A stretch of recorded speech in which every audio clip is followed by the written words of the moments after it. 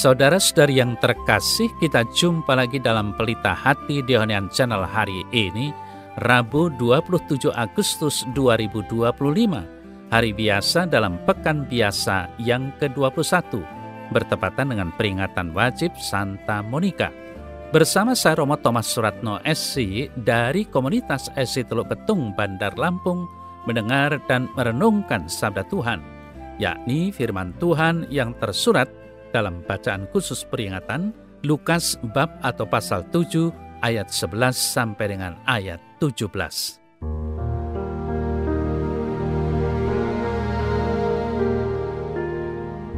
Pada waktu itu Yesus pergi ke suatu kota yang bernama Nain. Murid-muridnya pergi bersama-sama dengan dia, dan juga orang banyak menyertainya berbondong-bondong. Setelah ia dekat pintu gerbang kota, ada orang mati diusung keluar, anak laki-laki, anak tunggal ibunya yang sudah janda, dan banyak orang dari kota itu menyertai janda itu. Dan ketika Tuhan melihat janda itu, tergeraklah hatinya oleh belas kasihan. Lalu ia berkata kepadanya, "Jangan menangis." Sambil menghampiri usungan itu, ia menyentuhnya, dan sedang para pengusung berhenti, ia berkata, "Hai anak muda, aku berkata kepadamu, bangkitlah." Maka bangunlah orang itu dan duduk dan mulai berkata-kata, dan Yesus menyerahkannya kepada ibunya. Semua orang itu ketakutan dan mereka memuliakan Allah sambil berkata, "Seorang nabi besar telah muncul di tengah-tengah kita, dan Allah telah melawat umatnya." Maka tersiarlah kabar tentang Yesus di seluruh Yudea dan di seluruh daerah sekitarnya.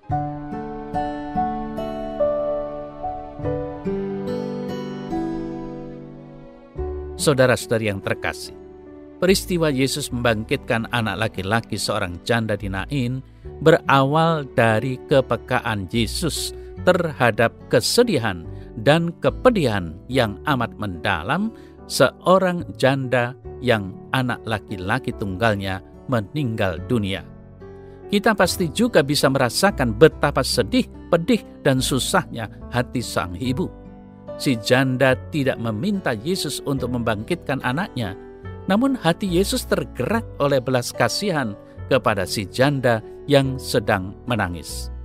Gerakan hati Yesus tidak hanya sebatas emosi, melainkan juga mengandung kekuatan dan peneguhan dalam kata-kata, "Jangan menangis." Yesus tidak hanya berhenti pada kata-kata hiburan yang biasa diucapkan orang tatkala menghibur orang yang sedang berduka, namun ia juga bertindak. Yesus menghampiri usungan dan menyentuhnya. Yesus bahkan tidak hanya menyentuh, tetapi kemudian mengucapkan kata-kata yang penuh kuasa, "Hai anak, aku berkata kepadamu, bangkitlah." Orang itu pun bangun, duduk, dan mulai berkata-kata.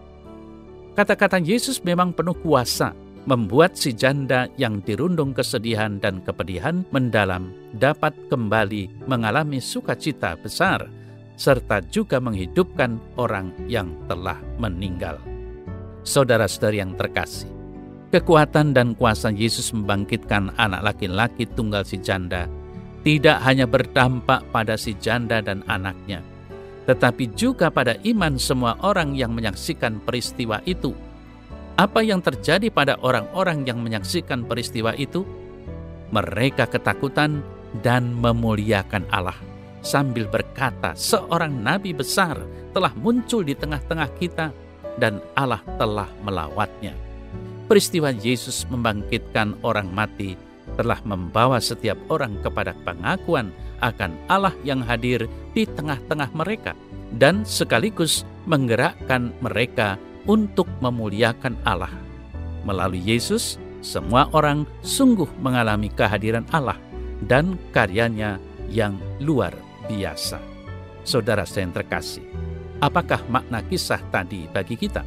Yang dialami oleh si janda juga dialami oleh setiap orang, termasuk kita. Tak ada orang yang dapat luput dari situasi demikian. Situasi sedih tatkala orang yang kita cintai dan yang mencintai kita meninggal dunia. perkataan Yesus jangan menangis menjadi sumber kekuatan yang dapat membebaskan kita dari rasa sedih dan pedih. Memang, orang yang meninggal tak akan bangun, duduk dan berkata-kata sebagaimana anak laki-laki si janda. Namun Yesus adalah kebangkitan dan hidup.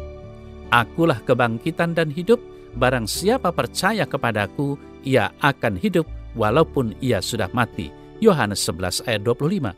Kuasa perkataan Yesus jangan menangis tidak hanya berlaku dan berdaya pada peristiwa kematian, melainkan juga dalam situasi ketika kita mengalami berbagai tantangan, kesulitan, cobaan, dan penderitaan karena iman kita akan Yesus.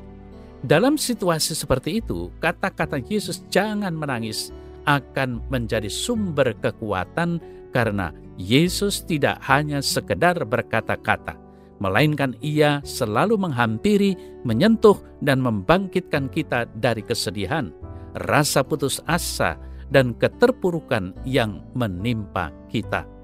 Saudara-saudara yang terkasih, kita percaya bahwa Yesus yang tergerak hatinya oleh belas kasihan ketika menyaksikan kesusahan si janda, juga senantiasa tergerak hatinya oleh belas kasihan saat ia menyaksikan kesusahan dan kesedihan setiap orang dari kita yang percaya kepadanya. Semoga kita pun senantiasa mengusung segala kesedihan dan kesusahan kita sendiri dan mengusung saudara-saudari yang sedang berkesusahan kepada Yesus, Sang Nabi besar yang senantiasa hadir di tengah-tengah kita. Jadi, jangan menangis.